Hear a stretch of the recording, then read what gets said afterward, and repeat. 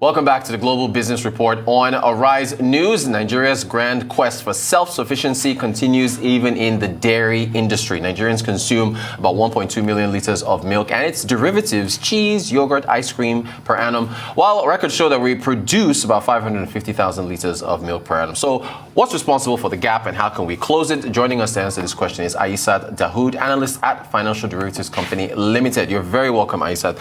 Good morning to you. So production's here. No, consumption is here. Production is down here.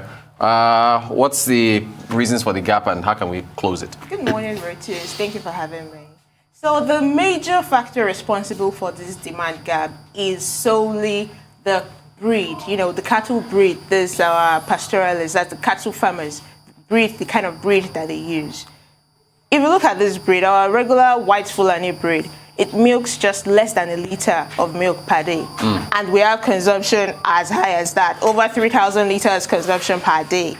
So how do you expect to meet up to this? Another major other factors that, is responsible for this demand gap is the inconsistency in what is supplied to the local producers, to the producers that are manufacturing to what we want. So now look at it.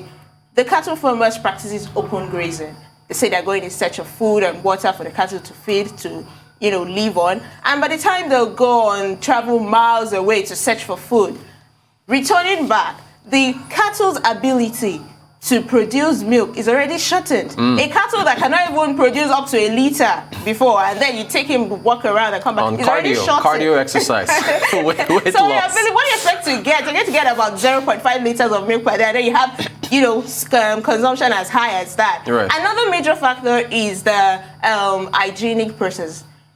Many of the milk that is transported from the cattle's farm, from the cattle farmer's farm, Yes. to the manufacturers where they'll process it into what we consume now, many of them fail the microbial somatic cell test. That is the hygiene. It's not preserved. It's not, as fresh as they want it to be, so that we'll get the best of what we're buying at the end use, consumption. So now looking at this, the manufacturer is already constrained. Yeah. The manufacturer is willing to buy from local producers, yes, but what he's getting there, the quantity is getting there, is not matching what the market is asking for. So now the manufacturer is forced to depend heavily on imported raw materials. To make up the difference. To make up the difference. All right. There, imported raw materials is going to pressure on our forex. Thankfully, the CBN, in its aim to ration the forex that is already scarce and also protect our external reserve, has gone on the initiative, which forced many of these big manufacturers like Chi, Wamco, Arla, and the likes to invest heavily in backward integration. Aside this is a good move.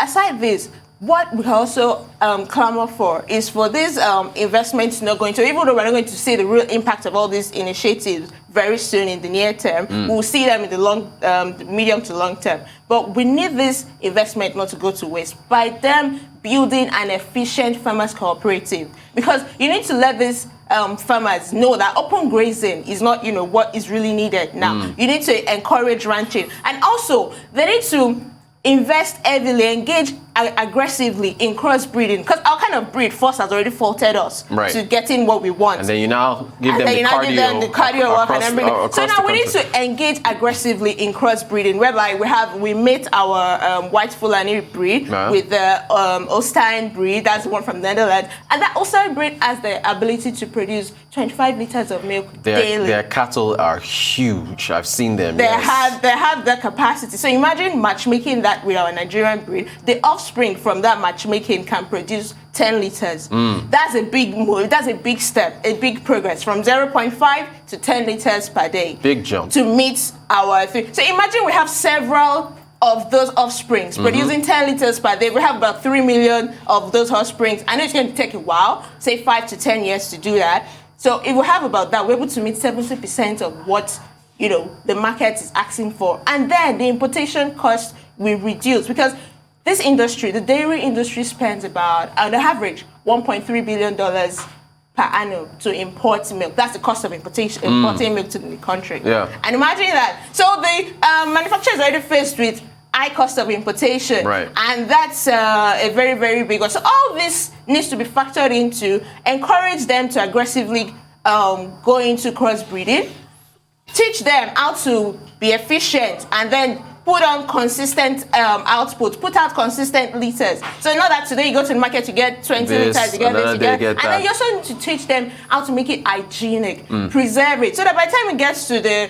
processor, the manufacturer is going to process into what we consume. He won't reject any milk. He won't reject any more. Gotcha. So all what you're producing from the farm is accepted into the manufacturing process. So Fantastic. those are the things we need to do in order to bridge this gap. Well said, very illustrative. So you were talking about medium, long term. The price of yogurt, I think, is up at 8.9, almost 10% for a carton. What do you think? How with where the price is trending? How do you think consumption of that derivative of dairy products is going to work out? It depends. First and foremost, what's the major input for making yogurt? Milk. It's milk. It's milk. Right. And we talk about, the challenges in the dairy industry as regards getting the milk in the raw form. So these manufacturers are faced with high cost of production, and they're not hesitating to, pass it on to consumers. Right. Even though they've tried, because at least earlier in the year, from the previous year, some of them have gone as far as reducing the grams, miniaturization, so consumers would not notice and you still maintain the same price. Right. But now it's become glaring, because aside, high cost of production stems from some things. Like I said earlier, importation cost was going high. Right. With the recent currency adjustments and all, importation costs will go up. Logistic costs all go up as wage, well. Right. And all this is eating up and passing into the consumers' small disposable income.